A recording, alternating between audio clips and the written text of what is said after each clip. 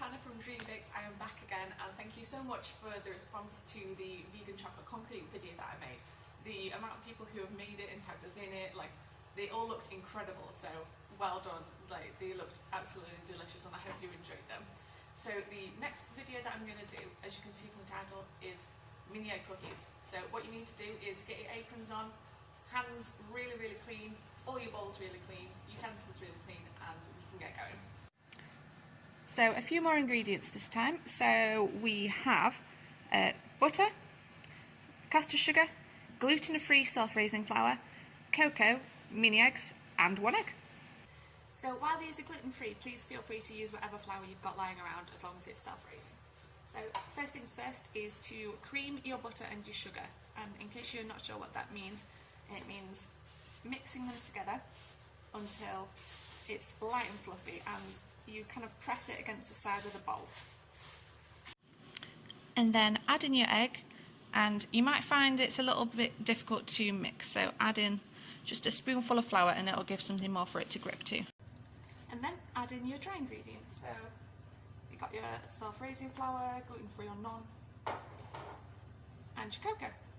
And mix these together very, very carefully. They do like to spring out the bowl.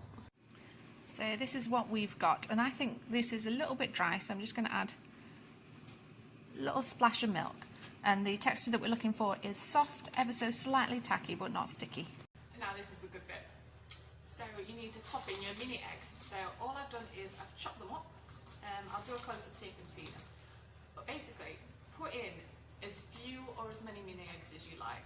I've gone for roughly about 100-ish grams. But feel free to use whatever you've got. If you want more, have at it. If you want whole ones, then put them in. It's up to you. So this is the size I've cut them into, roughly about a quarter. And what you will also need is some prepared baking trays. So baking trays with greaseproof paper on. And what you need to do is basically just pull off bits of dough into however big you want these cookies. I've gone for this batch to make 12, and just form them into little balls. They don't have to be spherical, just roughly